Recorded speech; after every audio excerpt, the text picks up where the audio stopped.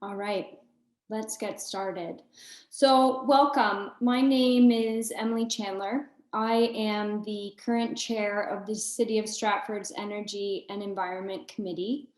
And it was our E&E committee in collaboration with the Climate Momentum group that has organized this event and is hosting tonight.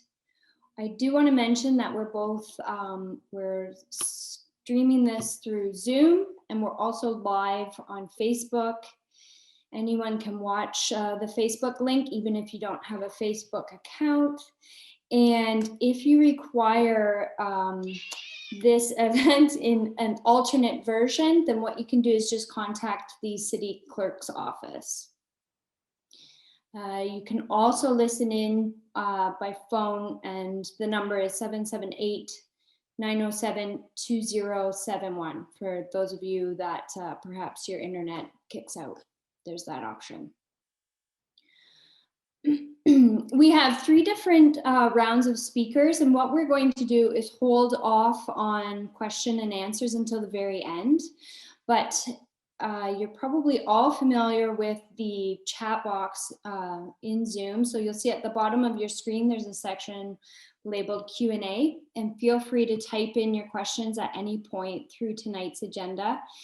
I'll be keeping an eye on that, as well as Anna from our E&E committee, and keeping an eye on questions that are typed in on the Facebook page. So for starters, we have several speakers from the Stratford District Secondary School Eco Club speaking. And in a moment, I'm going to be passing that over to their teacher, Christine Ritzma. And then after that, we will be hearing from Quinn Mallett, who is the manager of Parks Forestry with the City of Stratford. And then finally, we'll be hearing from Stratford Tree Trust. So without further ado, I'm going to pass it over to you, Christine, and welcome. Thank you. Thanks, Emily. I'd like to start off and thank the Energy and Environment Committee and Climate Momentum for inviting us to this event. We jumped on this chance to participate. The students presenting tonight are part of the SDSS Environment Club. And tonight we have Rachel and Kashish, Joelle, Chris, Sammy, Camille, and Maria who will be presenting. But I would be negligent if I failed to recognize the other voices of our group that could not be here tonight. And I need to make a shout out to Melanie Broughton, Tate Marsden, Lana Russell, Haywan Amari, and Xander Nielsen, because I think it's important to remember they're part of our group first as well. Before we start, I just want to share a little unknown fact about this group. And all of us, as we've already mentioned, have been struggling with COVID and maintain our optimism. This group has continued to meet weekly since September, despite the restrictions and safety guidelines for interaction. And during the autumn months, they met outside by the portable, socially spaced, wearing their masks. When they were in school, they rushed home and had G-meets at 4. When learning switched online, they had G-meets on Wednesday. And I also remember at least one meeting when there was a Saturday morning discussion. For me, this is indeed a very special group. Before we begin the presentation, Joel, we will be start the webinar with a land acknowledgement.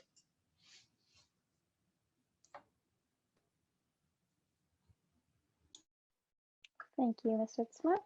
Hi, everyone. We will begin this meeting by acknowledging that we are all on Aboriginal land that has been inhabited by Indigenous peoples from the beginning. As settlers, we're grateful for the opportunity to meet here, and we thank all the generations of people who have taken care of this land for thousands of years. Long before today, as we gather here, there have been Aboriginal peoples who have been the stewards of this place. In particular, we acknowledge the traditional territory of the Anishinaabe, Haudenosaunee, and Ojibwe people. We recognize and deeply appreciate their historic connection to this place. We also recognize the contributions that the Métis, Inuit, and other Indigenous peoples have made in shaping our community, our province, and our country as a whole. As settlers, this recognition of the contributions and historic importance of Indigenous peoples must be connected to our collective commitment to make the promise of truth and reconciliation real in our communities, and in particular to be environmental advocates and bring justice to those who are disproportionately affected by climate change. Thank you. Thank you, Joelle. So I'm going to start off giving a brief historical overview of the environmental initiatives of SDSS. And the first slide is just some visuals to help identify the importance that the environment plays at our school. And I'll be speaking about these just very briefly. So the first one that I want to talk about is pollinator garden and field of greens vegetable gardens. And that's in our next slide. These are the oldest programs at the school. Pollinator garden was started over 6 years ago by Sydney Carlson's SOAR program. And the Field of Greens, which was funded by the TD Canadian Trust Environment Fund, provides vegetables for our student-run culinary programs at the school. The next one is our Compost Cow. To date, probably our most expensive and innovative acquisition to date. This beautiful, and I got to tell you, I've never seen compost so sexy. Piece of machinery originates from Actium Composting in Seaforth and was the first seen at the University of Waterloo during a visit to their environmental studies program. Now the university has 2 compost cows. We will only be able to afford one because it's a costly one, but it's through the generous donations of specialist high skills major, Downey Optimist, Screaming Avocado, and our own green industries program that we were able to purchase this piece. Now, Rachel and Kashish will be speaking more on this, but basically are the organics from the kitchens. We use shredded paper from our photocopying rooms and organic collection containers purchased by Environment and Energy Committee for the school are situated in the cafeteria and hallways. This video is going to help to represent how this works.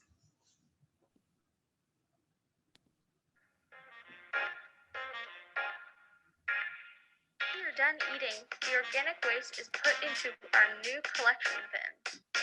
The bins are then collected by teacher and student volunteers.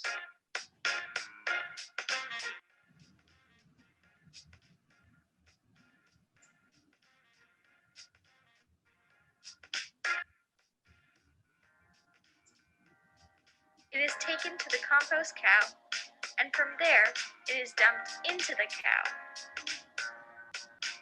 along with some shredded paper for added consistency.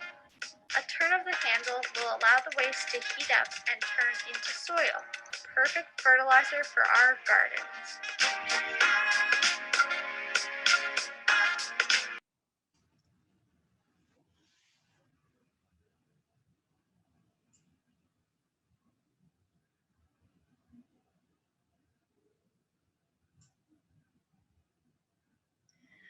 Our next piece is the Ppe Collection and Removal, and this idea was forwarded to us by former teacher Tori Eckstein last year. She heard about a group called Green Circle Salons out of Toronto, which collects these masks and gloves, and they're turned into filler like for asphalt and other construction materials.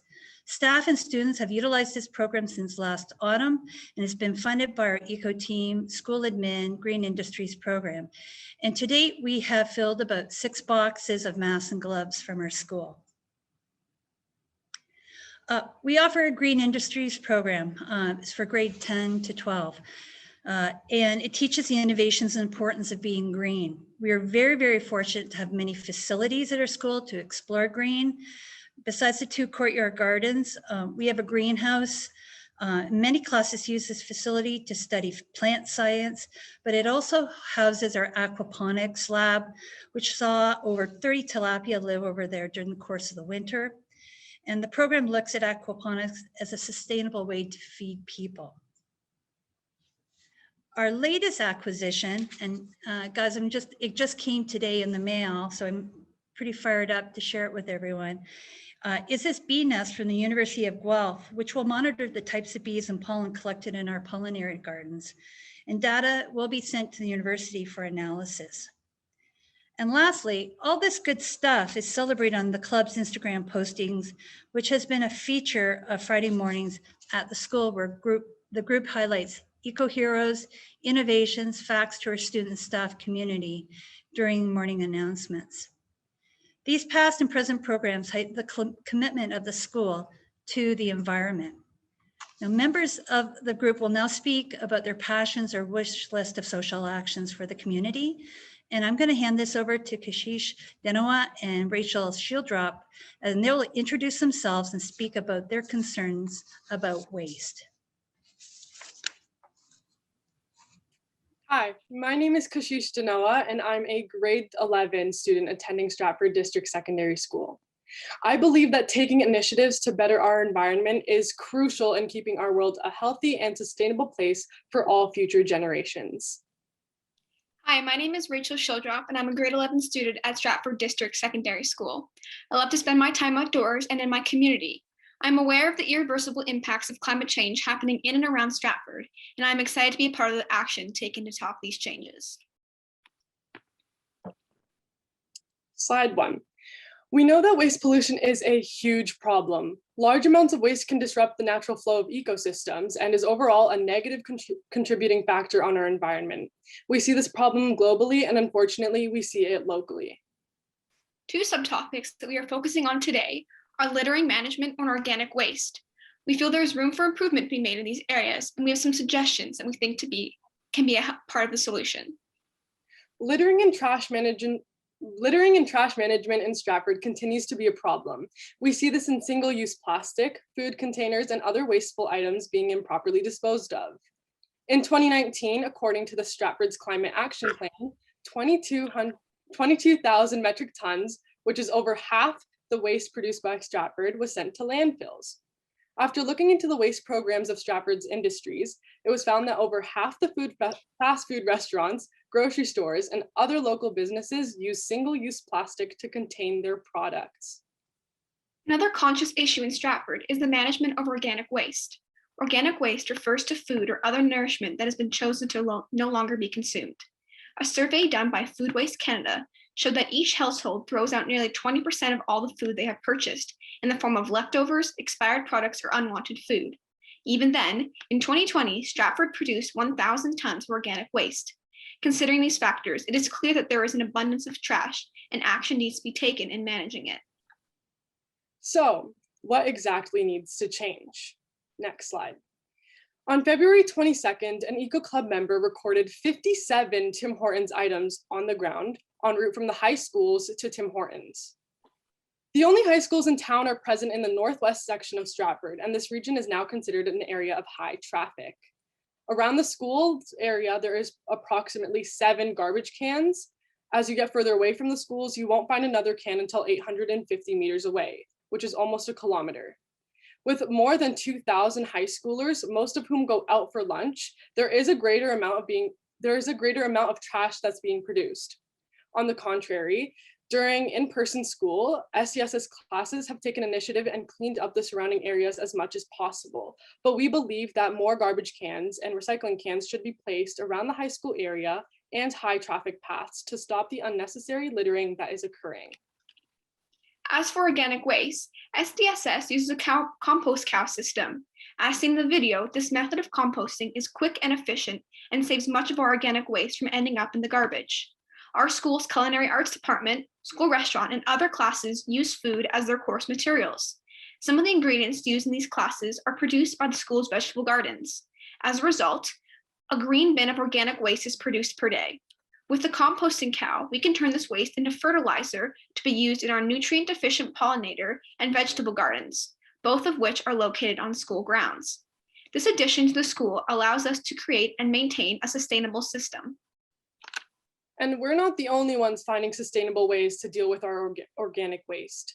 Big Wheel Burger, located in Victoria, BC, is a zero-waste fast food restaurant. Like SDSS, they use their organic waste and turn it into fertilizer. Their fertilizer is then used in their gardens in which they grow their in which they prepare their food. According to the carbon footprint calculator, by composting 1 metric ton of waste, we can reduce our carbon footprint by 6 metric tons. So, what comes next? Next slide. What can Stratford do? Though there are many goals and plans set out by the city, those don't come into effect soon, or rather, they are planned for the future almost 6+ years from now. We want to see change now. We have proven that even amidst a pandemic, environmental solutions can be implemented. Realistically, we would like to have more public garbage and recycling bins in high traffic areas, such as the surrounding area of the only high schools in town. As well, implementing sustainable and environment-friendly systems in our city are crucial. Perhaps compost can be used as fertilizer to keep the city running, just as SDSS has done with their Compost Cow. We also want to encourage local businesses to compost their organic waste and turn it into fertilizer to be used in public gardens, fields surrounding Stratford, or even residential gardens, just like SDSS has done. By doing this, local businesses can create sustainable systems for their waste, and we can divert more waste from ending up in landfills. Another solution we would like to see is further educating and spreading awareness of the negative effects of waste pollution to the students of Stratford, the citizens of Stratford, and surrounding area. Educating citizens on proper waste management and disposal can positively change the way people manage their waste and can allow them to reevaluate their choices and how they impact the environment. Thank you for listening. Back to you, Ms. Ritzma. Thank you. Joelle will be introducing herself and talking about transportation.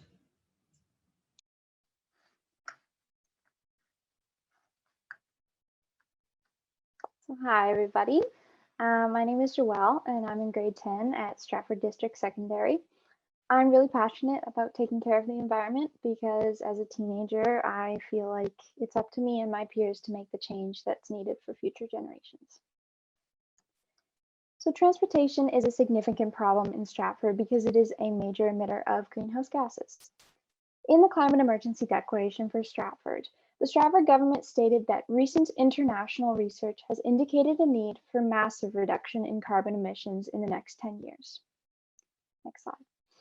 This massive reduction cannot be possible without first addressing transportation, which, counting only emissions from city drivers, totaled approximately 144,503 tons of carbon dioxide emissions in 2017, according to Rebecca Garlick. It's important that we recognize that these emissions account for 43% of greenhouse gas emissions in Stratford. So here are two issues for transportation in Stratford. Number one, bike amenities are lacking, and the city of Stratford is generally not very biker friendly. There's also not enough promotion of active and public transportation. Because of this, the large majority of Stratford citizens use personal vehicles, which are generally inefficient and release greenhouse gases. Next slide. Here are some interesting examples from other cities. Toronto has a 24/7 bike share system, with nearly 7,000 bikes available at 625 stations across the city. It is a safe way to get around the city, it encourages biking, and it reduces greenhouse gas emissions a lot. Next slide. In Copenhagen, Denmark, they have a fleet of all-electric buses that used to be diesel. This can be an eventual step for Stratford in working towards net zero carbon emissions in 2015. And here are some Stratford action items. I strongly believe that we need to create an active transportation plan. What new paths for pedestrians and bikers are we going to build? And what new technologies are we going to use? We also need to promote active transportation at a higher level. Jessica Guy from Green Salons has added an incentive, $2 off purchases for customers when they bike to their appointments. This is a really good example of positive promotion. Another really important action item is school zone improvement. A very beneficial investment, in my opinion, would be adding bike lanes everywhere around high school and elementary school zones. Crosswalks should also be more frequent. Currently, there is only one in the SDSS school zone, and there are other areas that need them. With safer walking conditions, students are encouraged to walk to school. The promotion of safe driving is also very important, especially in secondary school zones. When drivers are safe and follow the school zone rules, I feel I speak for all students when I say they will feel much safer biking and walking to school, which in turn reduces greenhouse gas emissions and helps Stratford towards their climate goals. Thank you. Thanks, Joelle. Chris and Sammy will introduce themselves and talk about urban sprawl. Hello, my name is Chris Rouse. I'm a grade 12 student attending Stratford District Secondary School. I'm passionate about protecting the environment and endangered wildlife, and I'm going to University for Environmental Engineering this September. Hi, I'm Sammy Orr. I'm a grade 10 student at Stratford District Secondary School, and I'm very concerned about our environment and ecosystems. And I want to ensure that we respect Mother Earth and have a sustainable future. What is urban sprawl? Urban sprawl is the expansion of housing, commercial development, and roads over large expanses of land in a rapid manner. Urban sprawl can cause irreversible habitat loss, automobile dependency, increase air pollution, and overall make the city less energy efficient. The Ontario Urban Forest Council realized that this was an issue back in 2013 and predicted that by 2021, this year, 260,000 acres of Ontario's best farmland would be urbanized, which is almost twice the size of Toronto. So what about Stratford? It can be hard to identify urban sprawl at a glance. However, luckily the journal The Nature Education lists 6 characteristics of urban sprawl. Next slide, please. Number 1, the widespread development of low-density single-family dwellings. 2, an increase in automobile dependency, specifically for those living in the newly created buildings. 3, spiraling growth outward from urban centers. 4, leapfrogging, which is expanding into the countryside while we have vacant lots available in our city. 5, strip development, where new houses are being built on rural highways. And 6, a blurring of the line between urban and rural areas. We believe that Stratford currently has strong signs of 1, 2, and 5, as well as some signs of 3 and 6, however not 4. It is due to this that we believe that some action must be taken to reduce the environmental impacts of urban sprawl in our city. Each households in these new neighborhoods can be more energy efficient. Here are some ways that these houses can reduce their energy consumption and become more sustainable. So first, each household has the potential to have electric vehicle charging stations, which could increase the amount of electrical vehicles in Stratford, making us a leader in green transportation. Unfortunately, the requirements for electrical vehicle charging stations has been removed from the Ontario Building Code, and the city is currently not aware of any builders still installing them unless it is specifically requested by the purchasers. Since transportation accounts for approximately 43% of Perth County's emissions, it is very important that we reduce our emissions in this area. Although there are still some environmental concerns with electric vehicles, according to research from the universities of Exeter, Nijmegen, and Cambridge, it shows that driving an electric car is better for the climate than a gasoline car in 95% of the world. And finally, according to the United States Department of Energy, in the United States, electric cars produce the least amount of emissions annually per vehicle.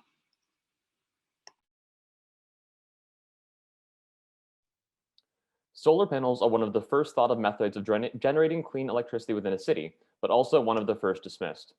The major drawback of solar panels is that they take a long time to be financially viable, around 9 years to cost less than traditional energy, and between 8 to 16 years to fully pay for themselves, according to QB Energy. The current neighborhoods being built, however, are perfect for long-term residents.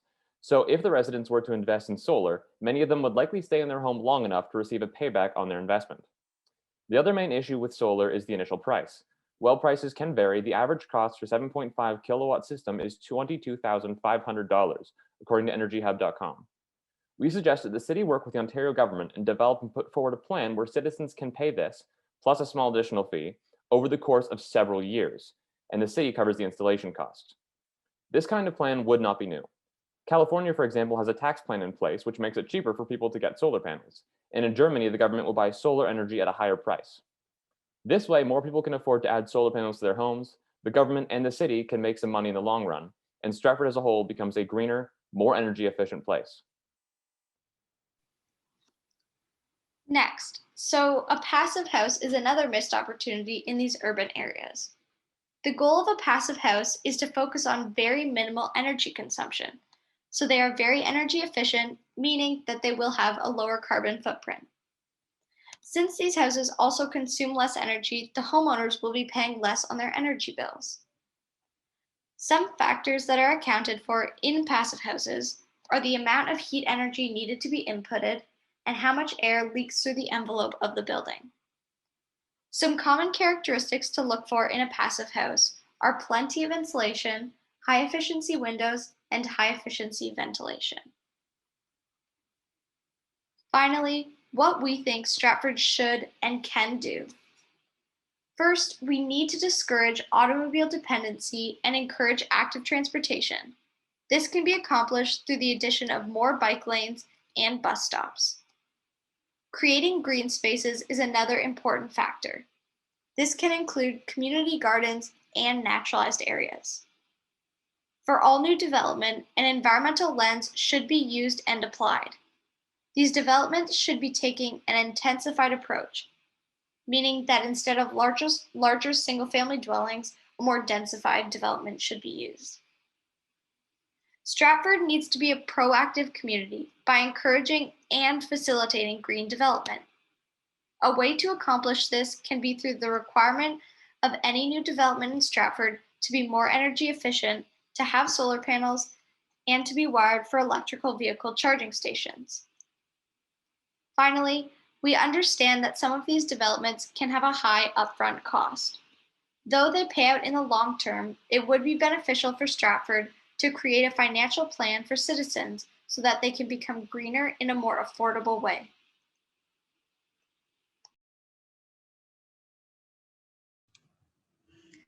Thanks, Sammy and Chris. Our last presentation tonight from the ECO team will be by Camille and Maria, and they'll be talking about reforestation. Hello, my name is Maria George. I'm a grade 10 student attending Stratford District Secondary School. I joined the SDSS Eco Club in November 2020 in the hopes of promoting local positive change for the environment. Hi, my name's Camille Diddy, and I'm a grade 10 student at Stratford District Secondary School. I joined the Eco Club because I am passionate about protecting the environment and finding sustainable ways to live. Having a sufficient amount of trees is an essential element of a healthy, thriving city. They prevent flooding, reduce air pollution, assist in fighting climate change, lower air temperature, lower air conditioning costs of surrounding buildings, and improve mental health. But the problem is Stratford and the surrounding area has lost a lot of tree cover in the past decades, thus risking to affect the well-being of the local environment and citizens.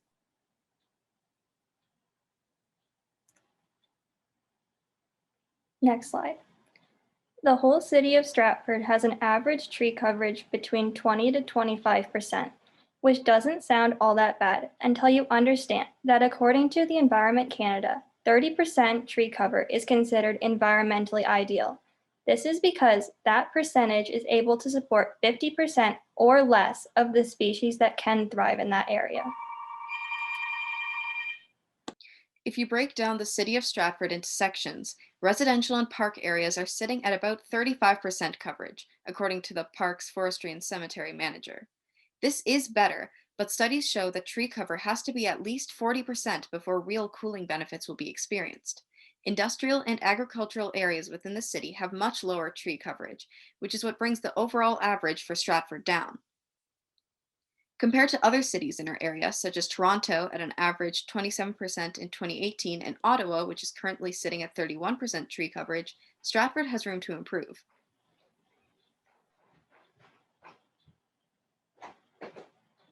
Next slide. The area around Stratford is also lacking in tree coverage, especially in important areas such as wetlands. The average tree coverage in Perth County is 10.01%, which is well below the recommended 30%.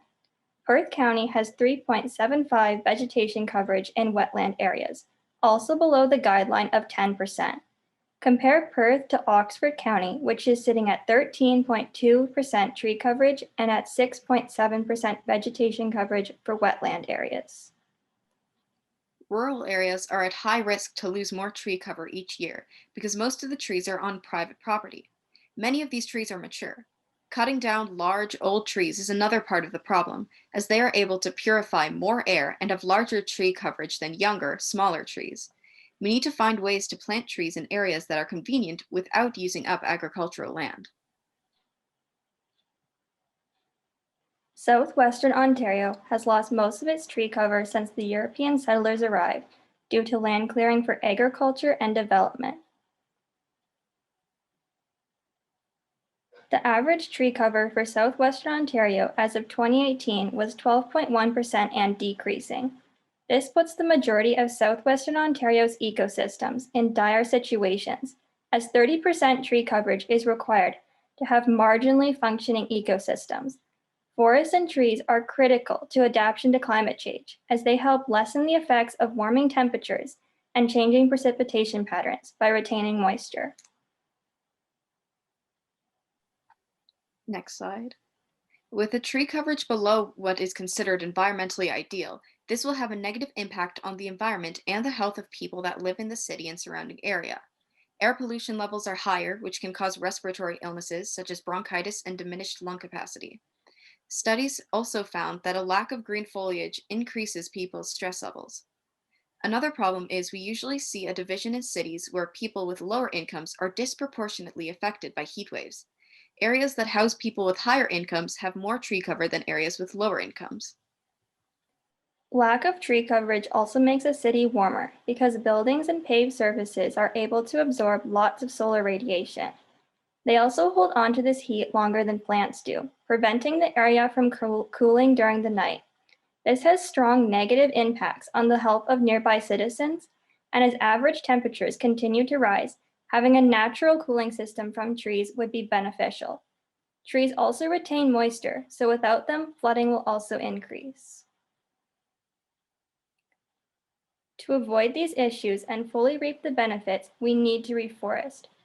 There are a few conditions which must be met, and this is what we believe Stratford should strive for. The trees should be planted strategically, like by the south side of buildings, and evenly spread throughout the city, not just placed in parks and high-income residential areas. In industrial and agriculture areas, trees can be planted in spaces such as around the perimeter of fields, which has many benefits, or around parking lots. Wetlands need to be protected because they improve water quality, store stormwater, and provide habitats for many animal species. Mature trees should be protected because they produce more oxygen, helping to clean the air and absorb more stormwater. We should plant native tree species because they have more benefits such as providing habitats for wildlife and requiring less water. This is because they have adapted to the local weather conditions. Stratford should set a goal to reach an average of 40% tree coverage in the city. This will help ecosystems and people, as studies show that 40% coverage is when significant cooling begins to take place. Considering that a large portion of Stratford is residential area, it should also be encouraged that people plant on their own property. Reforesting Stratford can help both the environment and the people that live in the city, but we still have a ways to go before we can reach those benefits. To get there, it is important that we start now, as it takes many years of growth before the benefits of trees can be seen.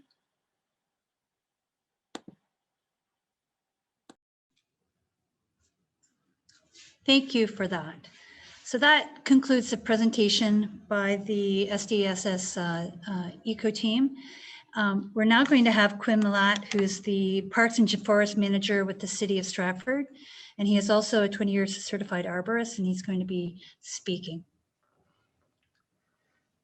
Well, I just want to say happy Earth Day, and it's very promising to see such passion amongst these students. Those are fantastic presentations. The reforestation one kind of leads right into what I'm about to talk about. In fact, I'll be repeating exactly a few things that you guys have already spoken about, so bear with me. I'd also like to thank you for that introduction, and I would like to thank you for letting me speak here this evening.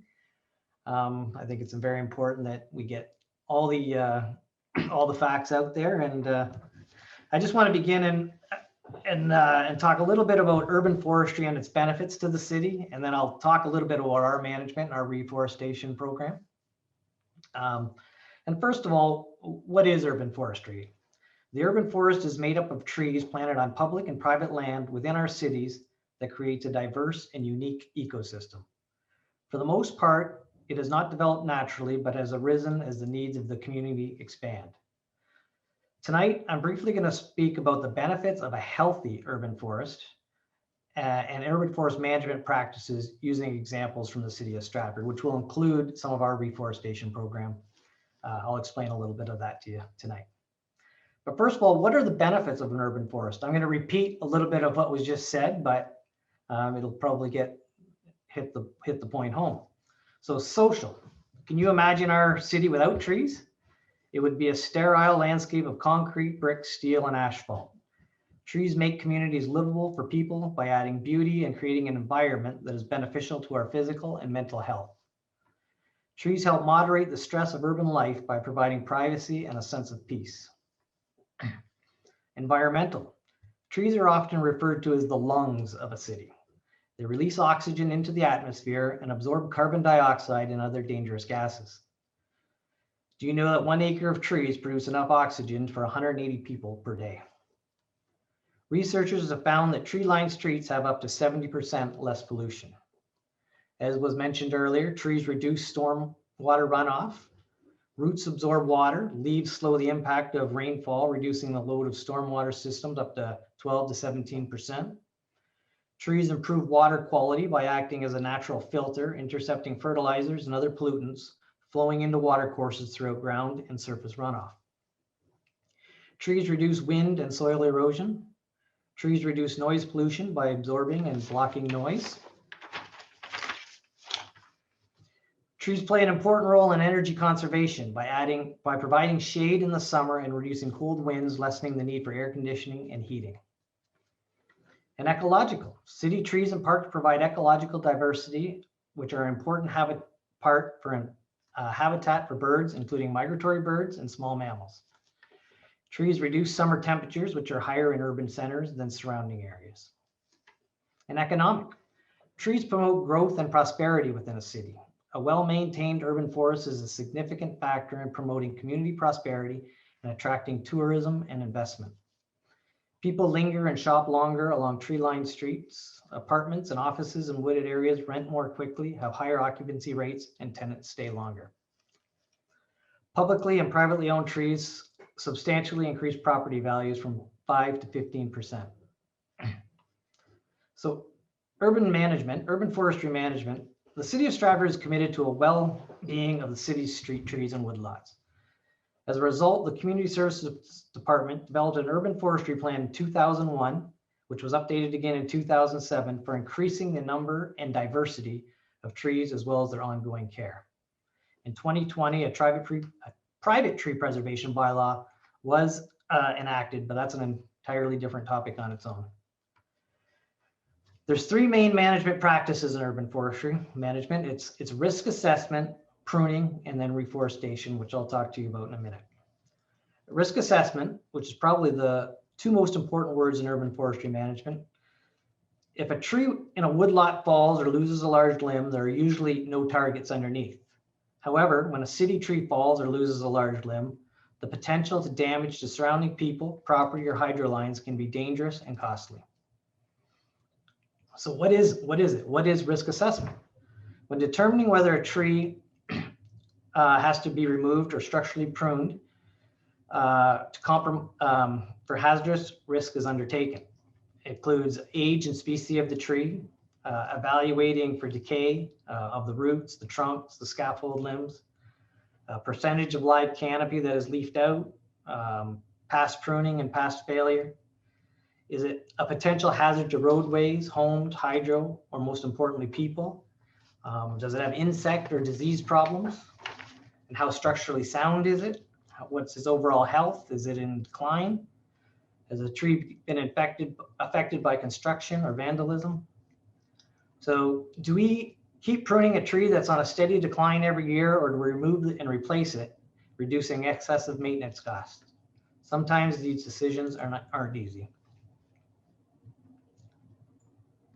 By continually evaluating possible hazardous trees on an ongoing basis, we can reduce the risk of damage to people and property.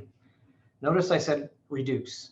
Trees are living organisms and are unpredictable at any time, especially in severe weather conditions such as high winds. Pruning. We have a 5-year rotational pruning cycle where all trees planted since 1989 are inspected every 5 years, and a corrective pruning, which is required at this time, is is done to create a well-balanced, healthy tree. All the dead, disease, damage, and interfering wood is removed. This pruning system will minimize costs involved in pruning larger trees in the future when climbing equipment and bucket trucks are required. Another large portion of our pruning programs consists of citizen requests and making sure there are no intruding limbs on roads and sidewalks. All large city trees are also pruned on a rotating cycle and completed every 5 years. This pruning also includes hydroline clearance, pruning requests, and pruning back when necessary from residential roofs, removing of dead and diseased limbs, and other corrective or hazardous pruning that is required. Now planting or reforestation, which is, I think, what you guys wanted to hear. Every year, trees are removed within the city for a variety of reasons. Health, age, death, and decay are hazardous to people and property. The city has an very aggressive replacement policy in place. For every tree removed, approximately 5 to 7 trees are planted in various areas. Depending on the year, 400 to 500 trees are planted annually, and that's just on the streets alone. Tree planting takes place in new subdivisions, retreeing older neighborhoods, parks, natural areas, and citizen requests. The trees are approximately 45 millimeter caliper trees, about 10 to 12 feet high, depending on the variety. We also plant about 400 to 500 undergrowth saplings with different organizations and companies who want to do their part, such as Scouts Canada. In 2021, this year, 700 saplings are being planted in the dog park woodlot to replace the hundreds of ash trees that had been removed due to the emerald ash borer. Tree diversification is a large part of our planting policy. Today, we plant some 15 different species of trees, including as many native varieties as possible. Ash trees have been suspended from our tree planting program due to the threat of the emerald ash borer. In previous generations, monoculture was widely practiced. This is when entire streets were planted with the same variety of tree. This was a poor practice because when there is an insect or a disease infestation, such as Dutch elm disease or the emerald ash borer, entire streetscapes are wiped out. Therefore, having a variety of street species planted on the same street will prevent the entire street canopy from being destroyed during an infestation. In conclusion, a community's urban forest is an extension of its pride and community spirit. Studies of the urban forest have shown that trees provide benefits worth many times their cost of planting and upkeep. However, our city trees are under a huge amount of stress as we progress into the 21st century. Planning and management is the utmost importance to preserve a healthy, diverse, multi-aged tree population. Long-term planning and commitment from municipal councils are not only necessary, but essential to maintain the vitality of our urban forests. Thank you. Thanks, Quinn, for that. And I guess we'll finish up tonight with Marianne Vanderhuvel from Tree Trust. And Marianne is a lifelong Stratford area resident, apart from university and early career years. She majored in resource management at Guelph with an emphasis on soil and water. She assessed and mapped forest soils and peat bogs in Sudbury region, measured water flow and quality for Maitland Valley Conservation Authority, soil erosion prevention education with farmers for Upper Thames and for the Ministry of Ag and Food. Marianne has a farm near Stephenville, and in 2018, she participated in the organization and launch of Tree Trust, which is dedicated to the maintenance and preservation of big trees, a huge repository of carbon. Okay. Slide. There it is.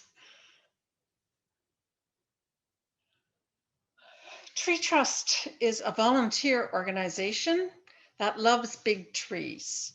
And I want you to all stop and consider about why do we love big trees? What value do we place on big trees? That's okay, you can do the next slide, that's fine. So if we think about what Ontario would have looked like about 200 years ago, and particularly Perth County, this is what it would have looked like. And if you consider what it looks like today, you could realize how much change humans have wrought in a very short period of time. And then when you consider that Europe would have looked like that about 800 years ago, and think about what Europe looks like now, that's even more so. So how did this come about? Next slide, please. Thank you. So here we have, this is an internet search. What are the top 10 human inventions? Well, I kind of changed it to the top 10 human interventions that changed the world. So I've got two columns here. The first one is what the top 10 invention was according to Google. And on the second column, I have kind of jotted down what I think were the outcomes of those inventions. So one of the first things that humans did is they learned how to produce food, to stay in one place and grow their own food. And that gave them a reliable food supply. That's a good thing. And it also contributed to population growth. The wheel, everybody knows what a great invention the wheel was, because it enabled transportation and moving the food that you produced from your place to the next town so that you could sell your food. It also led to a need for roadways. Then we have, as an example, the nail, but actually it's all steel. And what that gave rise to was a huge increase in the construction industry and in the mining industry as we developed a need for iron ore and iron products. The compass enabled travel. The printing press enabled mass education. That's a good thing. And also made the paper industry. To print books, we need paper. We need a lot of paper. And next is the internal combustion engine, which led to increased transportation. It developed a need for oil and oil products.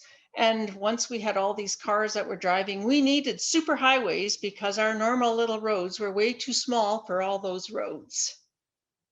The telephone enabled communication. Light bulb gave us independence from the day-night cycle. Penicillin and other drugs allowed us to live longer, healthier lives, and it reduced the mortality of children and youth and enabled them to reproduce. And again, all these things contributed to human population growth. So on the flip side, we have contraceptives, which gave us control over family size and gave the rise of feminism, and it enabled feminism. And the last great human invention was the internet, the information that is at everyone's fingertips today, and enabled me to come up with this lovely list of top human inventions. But what we have to consider is that the first 8 on that list contributed hugely to deforestation so that we could have arable land, that we could grow crops, we could have building materials, we needed paper, and then we had to clear roads to make airports and cities and all those things that, frankly, none of us ever want to give up. Next slide, please. So you've seen this, but what I wanted to point out on this is, okay, this Ontario used to look like 100% forest cover. Perth County in this picture, we're down to 10% of forest cover. And I would imagine that that is an overestimation. I think it's less now. I still see trees coming down all the time and not enough new ones going in. I think what we really need are better tree bylaws in the county, that there are not enough restrictions about removing trees. The trees that are left, I don't know if you can see it, but they seem to be in ribbons through the counties. And those are the old farm woodlots that are left at the backs of farms. And what is important about those things is that they form corridors for wildlife. It's important to have large pieces of wood, but the other thing that's important is to have connection between those things, corridors for wildlife and ecosystems to exist. We need more of that. Next slide, please. Okay, so as Tree Trust, we are interested in mature trees. And why are we interested in mature trees? Mainly our main consideration is carbon. Big trees store a lot of carbon. And with urbanization, we have really restricted the large trees. They don't get to grow to a great old age all too often because of root damage or branch damage done by our infrastructure, whether it be road construction, sidewalks. We want a nice patio in our backyard, and so we pave over the land. There's less water infiltrating, starving the tree of water. So what I want to point out about old trees is that one mature tree has the carbon equivalent of 280 saplings. I'm not saying don't grow saplings, we need them because that's our future, but we need to save what we have. Next slide, please. So as you've heard several times already tonight, so I'm not going to spend too much time on it, is that trees perform several services, and that is regulation of climate, provision of food and biomass. They support nutrient cycling and soil formation. But I think the value is that as humans, what we value trees for truly is recreation and aesthetic views. And as this pandemic has shown us all how important trees are to our mental health. Next slide, please. Okay, so Tree Trust was started in 2019 by a woman named Toni Ellis, who is a lifelong environmentalist. She had the idea that since these old trees harbor so much carbon and sequester more each year that they grow, that they were deserving of protection. She is with the Elora Environment Center, which has a charitable part, so she can issue tax receipts for donations given.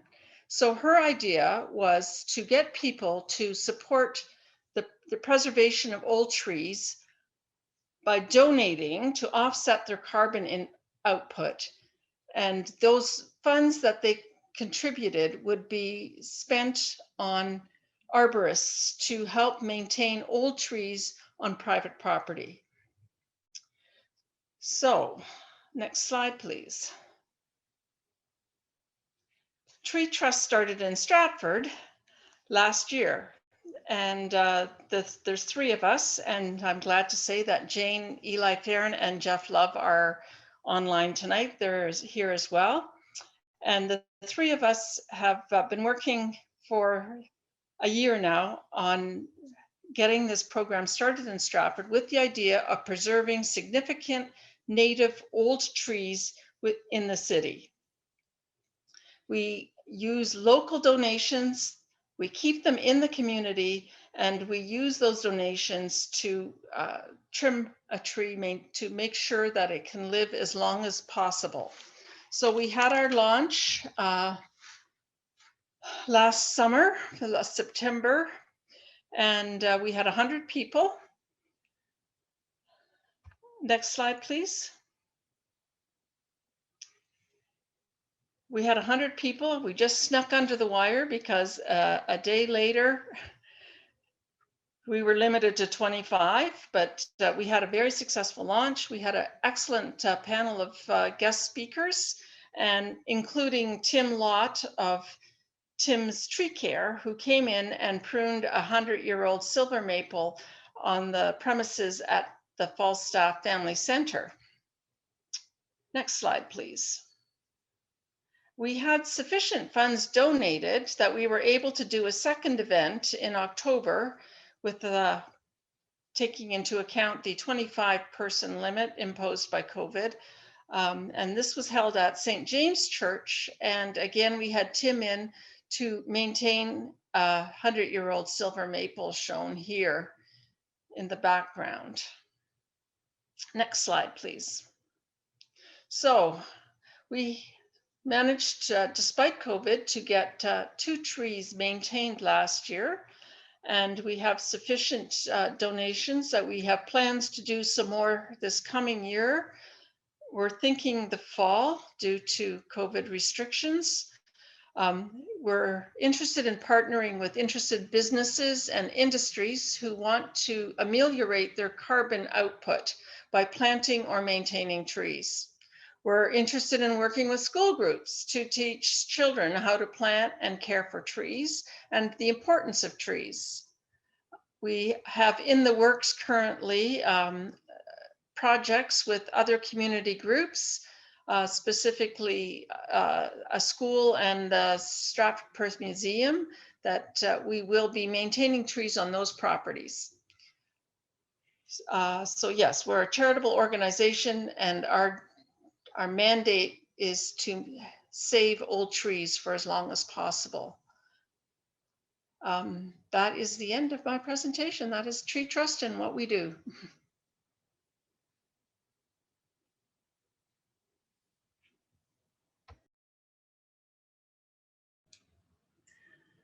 Well, I'd like to thank all our panelists for participating in tonight's event. I'm going to turn it over to Emily Chandler for questions and answers. Sure. Thank you, everyone.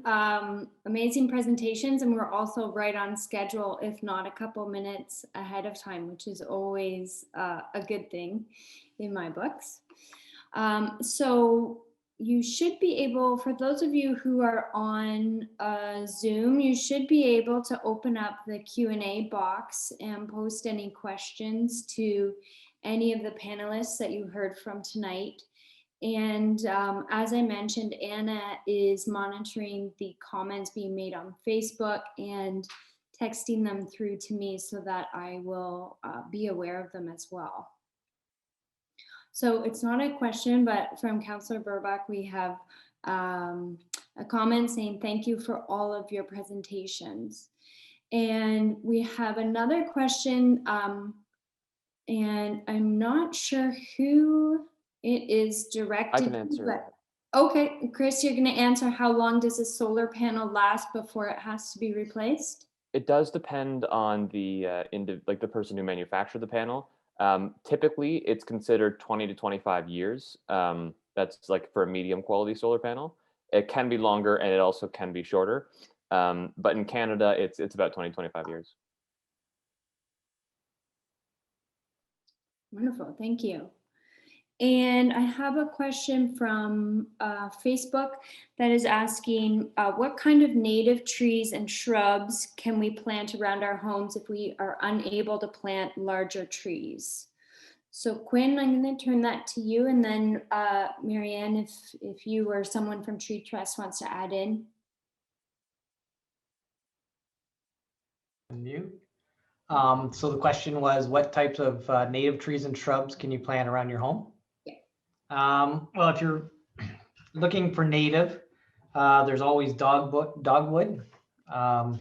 Smaller trees like an ivory silk lilac or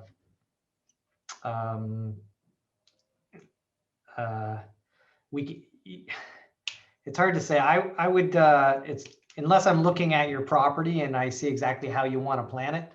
I mean, you could put cedars, and cedars are native, but I would actually have to look at the area to see exactly what you mean.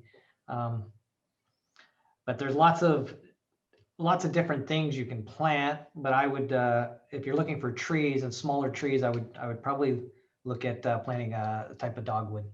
Okay. Marianne or Jeff or Jane, do you want to add anything about that? Jane, I see your hand up. You'll have to unmute yourself. There we go. Can you hear me now? Mm-hmm. Yeah, I always encourage urban clients to look at smaller trees for their property. It's great to plant maples and oak and the big trees, but most urban properties can only handle one or two very large trees. There are a lot of wonderful native small trees like serviceberry, for example, witch hazel. Some of the dogwoods, as Quinn suggested, like gray dogwood is more of a tree variety as opposed to as opposed to a shrub. Fringe tree is a beautiful native tree that is not too large, that has wonderful flower and great for pollinators. Yellowwood tree is another native that is a beautiful, usually multi-stem tree that doesn't get too large. So I think that there are a lot of trees. Hop hornbeam is another one. Ironwood tree. These are smaller trees that are all native trees that grow beautifully in an urban environment and suit us most sort of residential properties. Wonderful, thank you. We actually had, as part of the Festival Hydro Tree Power event that we just had the beginning of April, service berries was one of the species that we sold, and it sold out within 2 minutes. So you can actually, Councillor Burbach has pointed out that you can go to that website. If you just Google Festival Hydro Tree Power, you can see 6 native trees that were specifically chosen for the Stratford area, and you can read up a bit more about them and size, what size they'll grow to. Okay, so another tree question is from Martin Ritzma, and it's directed to you, Quinn. He's wondering if we're planting new species of trees in the region due to climate change. Well, I wouldn't say we're planting new species. We're taking some species off our list, more due to emerald ash borer. We've taken the ash tree off the list, but we plant, like I say, a lot of native trees. But there's not anything new. Would be something that would be non-domestic, right? So I would say no, we're not planting anything new because of climate change. We change our varieties around more for insects and diseases, which in a little bit of a respect, some of these insects and diseases may be because of climate change, but overall, we stick with the tried and true native trees. And another question about trees is, are apartment building owners and industries being approached to plant native trees and native plants? We're always encouraging private property to plant more trees. With our landscape, like when we do building plans, there's a segment of it which they require a landscape plan, and we really entice them to plant a lot of native trees, yes. Yep. More questions? They came in like hard and fast, and now I've dismissed a bunch of them because we've addressed them. I had a question for the Eco Club. A couple of things. So you mentioned that you'd like to see restaurants start to collect their organic waste and compost on site, and I just wondered if you had a preference for that versus them using the city's new green bin program. I'm happy to answer that. We actually looked into the city's new green bin program, and we found that their method of composting takes a long time, and with the increasing amount of people adding to it, as much residential area now has green bins, it actually decreases the efficiency of it because there's just so much to compost, and it requires more time and more space. So we'd like to see restaurants or local businesses composting their own material and maybe hopefully using it in another way to kind of create a sustainable loop, just like our Compost Cow has done for SDSS. Awesome. And I guess as a benefit, if they decide to go that route and purchase a Compost Cow for their property, they can then create what Christine Ritzma refers to as sexy compost. So who wouldn't want to have that? Okay. A question coming in from Facebook, and it's directed to you, Sammy. Just wondering if you could speak a couple minutes about the reusable container program that you've been involved in spearheading. Sure. So there's a committee right now working together, just a group of citizens who have been researching and looking into a reusable container program. A local one that we've found is called A Friendlier Company. They are currently coming to Stratford, and a few restaurants are actually signed on to them, and you will soon be able to order in reusable containers. And we are welcoming any citizens who are interested in continuing to research and be involved in this initiative to reach out to me or Vicki Lass, and you can help get in on this initiative. Awesome. And I guess to announce the kind of launch of this happening in our city, is that being, is there a planned announcement from your group, or are you looking to the individual restaurants to publicize the fact that they're now offering this? We're hoping for both, but yes, as a committee, we are working on some press releases for the upcoming weeks. Okay. Amazing. Stay tuned. Another tree question is, if I were to plant trees on my property, can someone advise me what to plant where? Quinn, I'm going to turn that to you first. Okay, I'm going to, am I on? Okay. Yeah, you are. I guess I never unmuted it originally. So this is like a private property. Someone's looking for some advice to what to plant, or are they looking to plant a tree in front of their home as far as a city planting? It says on my property. This might be a better question for Jane. She's more of in the private industry, so I would let her answer that one. Yeah, Jane?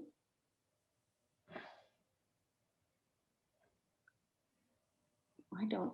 If somebody wants to get a hold of me, and I could always go out to their property and take a look to see and give them advice on planting a tree. That's fine.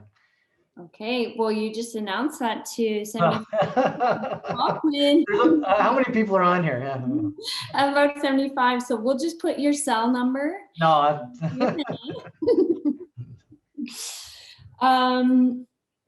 And another tree question is, newer housing developments around town have no trees. Yeah, they what is the plan for these areas? Well, if they haven't got a tree, they'll probably be getting one this year, because once the house is built, we put the tree up. We order the trees when there's a foundation in the ground. So if their house is built, they don't have a tree now, it's probably this spring. Our trees come in next week. Okay. Yeah. Good to know. And a follow-up question. So Martin Ritzma is offering that Kashish and Camille, he could share with you what we did in Wingham to decrease the amount of garbage left on the ground between the secondary school and the downtown, because that was one of the concerns that you brought up in your presentation. So reach out to Martin Ritzma and he will provide you answers. That's something actually that I had a question about too. So you talked about kind of requesting more garbage and recycling bins around the school, because as you point out, that's where the high schools are, right? But I wonder, how do we first reduce the amount of single-use items that are being used by people, and then inevitably when we have those single-use items to be recycled or to go into garbage, how do we educate people on how to properly dispose of what's recyclable, what's not? Because people are notoriously bad at recycling. So first priority is reduce, and then educate people on how to properly recycle. Any ideas of how to do that?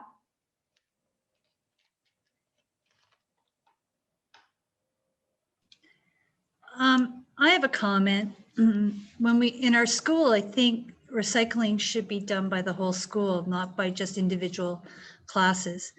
I think part of the reason the Compost Cow is successful is important. It teaches students where their food goes, how you can make soil out of it. It's an educational aspect. It's not something they just put out at the curb and then magically something is taken away from them. And I think recycling at our school and garbage and stuff like that should be somehow a part of how we teach kids as that's their public duty. It has to be a public duty. There's no shame in collecting garbage. There's no shame in recycling. It's part of what we do. And if you go to European countries, it's part of what students do. It's their civic responsibility. It's part of what they do to support Mother Earth, as Sammy would say. So I think we have to disconnect this being garbage and dirty, and it's about connecting it to the fact that by not doing anything, that's the real problem. They're the culprit. So that would be my suggestion as an educator. Any of the students want to weigh in on that, or we'll leave it up? I'll add on to that real quick. I think it's really important when it comes to recycling that we are able to simplify it for students and adults. It doesn't matter who. I've gone to the Stratford website and I've looked at the rules for recycling, and I find them confusing and difficult to follow, and that's just how it is, and I'm glad they're actually telling us what we can and can't do for that. But I think a really important first step would be making it easier to understand. So whether that be in like a video format or posters around the school that are kind of fun and easy to read and understand, I think that's a really important first step, is the education part. Can I add on to that? Mhm. So I think it's important to educate people on like how to dispose of their waste, but also for people to rethink what they're purchasing and how it's affecting their environment. Because not only do we have to reduce, reuse, recycle, but we should also be rethinking all of our choices to lead to a sustainable future. So we'll add that additional R. I've seen people use refrain, but now we'll add rethink. Okay. And just one more point, sorry about all this, but to add on to Kashish's point, we need to connect with the source as well. Not to point fingers or anything, but Tim Hortons is right there at our school. And again, if you look at the majority of the garbage around our school, will have that Tim Hortons logo on it. So connecting with the source and discussing with them how we can reduce the waste and maybe even choose more sustainable options for them to use is important. I think Tim Hortons can handle you pointing a finger at them. And I encourage it personally. Okay, let me check the Q&A box. There's a question. I'm not sure. Anne-Marie has asked, what is the status of the plan for the biodigester plant in Stratford? And I'm not sure that anyone on this call can speak to that at this point. I'll say that what I've heard from the E&E committee is that plans are to move forward with it, but I do not have any kind of timeline. But as far as I'm aware, that's still the plan, to have that occur in Stratford and to have our organic waste go there instead of London. And another question is everyone aware of plogging? It's a combination of walking or jogging and picking up litter. You take a bag and gloves on your next run or walk, and Wendy shares that the bending and stretching adds to the exercise benefit, so look up Plogging Canada on Facebook. I was aware of plogging, but I haven't actually done it. Bonnie Henderson's on the call. She shared the biodigester plan is being reviewed right now, and there will be an update coming out in the next few months. Thank you. It's always so helpful to have counselors right on these meetings that can answer in real time. A question I have for Tree Trust is you mentioned that you are partnered with the organization that can issue tax receipts, and so you're seeking donations. And I'm wondering if I'm correct in assuming that donations are the main thing that Tree Trust requires moving forward.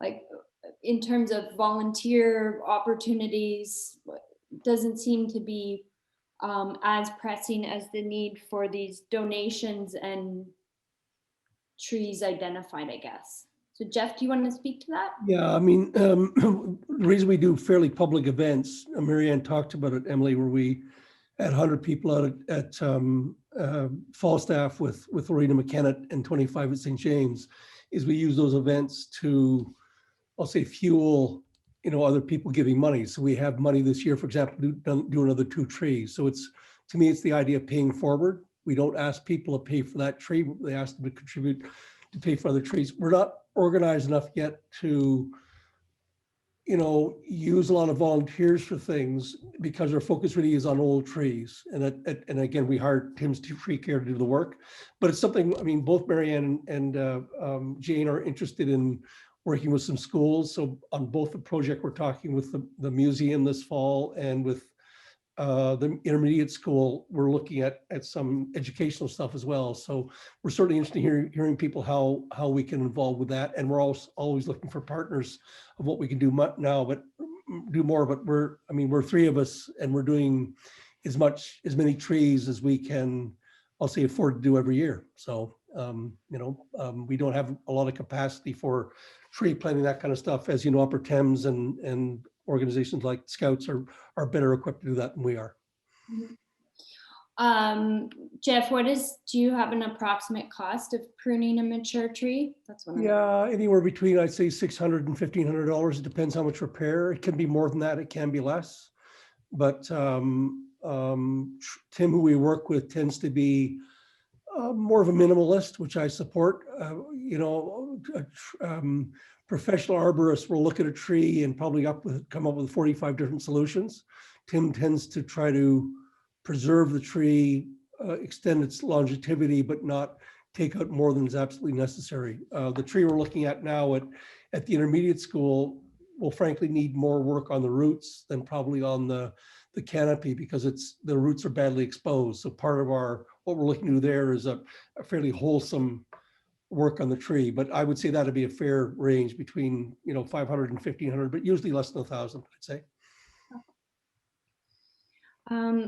We have time for about one more question. We did get a comment on Facebook that says, "Get Tim Hortons to pay for a disposal container near the school." So there you go. Whoever said that's a great idea. I think you guys should the students should talk to Tim Hortons. Tim Hortons very sensitive about their profile. And I mean, I know the guy that owns the Tim Hortons here. I think he'd be open to that kind of a conversation. So rather than just what we all do is complain about things, talk to them. I wouldn't be surprised if they'd say, sure, we'll help you set up litter bins, whatever else. Now maybe Quinn would know more, maybe it's more of a city thing, but I don't think Tim Hortons would shut its ears to concerns raised by students. I think they want to be helpful. Probably not. There's around the school specifically, the Cirque site, like maybe in the winter there's only 7 cans, but once the season starts, there's a lot more cans in that area. I think the problem is along Foreman Avenue between the school and Tim Hortons, right, is where the litter is. And I have seen in other cities where along hydro poles, they'll put smaller cans on the post. Yeah. So that, and then, the students maybe can, they have bags in there and the students could empty them. The problem is with putting cans along those areas is it's somebody's front yard and they don't want a drum in front of their house. So if you get some of these smaller ones, where you're making it more convenient for people, instead of throwing it on the ground, there's an actual container between, within 15 feet or 20 feet, they'll probably use it, more reluctant to use it.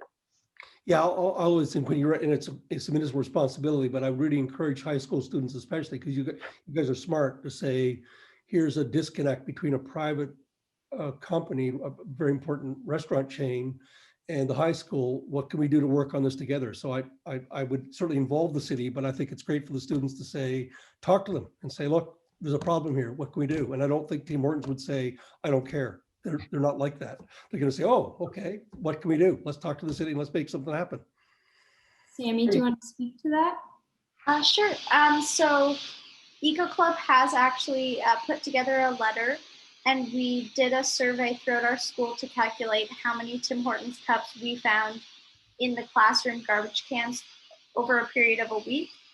And we sent those results of that survey to Tim Hortons, included in a draft letter asking them about their environmental initiatives. We sent it to them, I want to say maybe 3 weeks ago, and we have not heard back yet. Two things, Sammy. Also talk to the local owner, Tim Hortons, and when you're talking to them, ask them about what they need to do to make their coffee cups recyclable, because that's a much bigger problem. Litter's a big problem too, but I think, and again, I just think Tim Hortons are more responsive to young people like you saying, what can you do to clean up your act? So don't just deal with the corporate, deal with the local Tim Hortons owner. Just ask whoever's the manager there, who's the owner is, and get the students to have a meeting with them and talk about what you want to have happen. I did notice this week 2 commercials that have come out about changes in, have you seen it, Quinn? Yeah, I was going to mention that too, but I didn't know the whole thing around it, but I know that's what they're working towards is reusable cups. Yep. And things. So that 2 times, I mean, it's not getting a lot of airtime, but it's a bit fuzzy about what exactly. Yeah. It's very visual. It's really beautifully done, but I saw the same thing. So. Yeah. Coffee cups aren't recyclable for the most part because they're the wrong color. Because when you put a coffee cup on the belt of a commercial recycling operation, which is black, it doesn't discern the color. So if Tim Hortons and other coffee cup manufacturers made them a different color, they could be recycled. So they're just not with the program. And I think the pressure from students is the way to change that, to say, get with the program, make something happen. Refillable, reusable cups is part of it, but you're still going to have the one-way cups that need to be reduced or at least recycled. So, I think students have more power in this than you guys realize. Go after it. You know what though, Jeff, this is, as you know, you and I could speak about waste management and the challenges within garbage and recycling for hours. And I think this discussion just proves that we need to have a separate webinar on waste management. It'd be really exciting. You go, girl. Yeah. I'm just being mindful of the time, and on that note, I want to wrap up the Q&A. I will quickly say that Martin Ritzma said this is exactly what we did in Wingham. So again, students, a good person to connect with after this. So we're going to wrap up tonight's event. As I mentioned, this will be available on the city's website. If you require an alternative version of the material, please reach out to the city clerk's office and they are able to respond to those requests. I want to thank all of our panelists tonight. We've received many comments. I'm just scrolling through my phone because they were texted to me, but if you go on the Facebook event page, you'll see the comments thanking you all for your presentations and lots of enthusiasm about the what the students are doing at the school and people thanking you for your work. I think this is just my own little rant, but I think we can often say, students are the future, and we're so glad that you're taking these challenges on because it's up to you to kind of turn things around. And you're absolutely capable, but I also want to say to everyone that's on this call, it's on us as well. If we leave it to these high school students, it will be too late. So I want to thank everyone that spoke tonight about what they're doing in that vein. And again, thank the students for joining us and showing us what's possible and give us ideas of how we can improve what's happening in this city, because we need to each take a role in that. Behind the scenes, I want to give a special thank you to Tatiana Defoe from the City of Stratford, who has been so helpful in setting up tonight's event. She is our background tech support, answering any questions that we may have had leading up to this. And also a special thank you to Emily Skelding and Anna Stratton, who are the behind the scenes Energy and Environment Committee members that did all of the planning and organizing for tonight's event. We have in the future 2 webinars planned. On May 26th, we're hearing from Eric Miller, who is a professor at the Faculty of Environmental and Urban Change at York University and also a David Suzuki Fellow. And he will be speaking about sustainability metrics, models, and policy. And that's May 26th. And also on June 8th, we'll be hearing from someone from the Upper Thames River Conservation Authority all about invasive species, which is a significant challenge in Stratford. You may have seen them carrying out some work in the TJ Dolan area in Stratford, but they'll be speaking to invasive species and answering questions that we might have about that. All of this is going to be on the city's website. I also encourage you to look up the Climate Momentum website. They are our co-presenter tonight, and they have a really great e-newsletter that you can sign up for so that you stay in the loop of upcoming events and ways to get involved. And I believe that is everything from me, from us. Just another thank you to all of our panelists. Really appreciate your time and your enthusiasm. And thank you to everyone who has joined us tonight. And finally, happy Earth Day 2021. I hope we can all gather in person sooner than later. Thank you.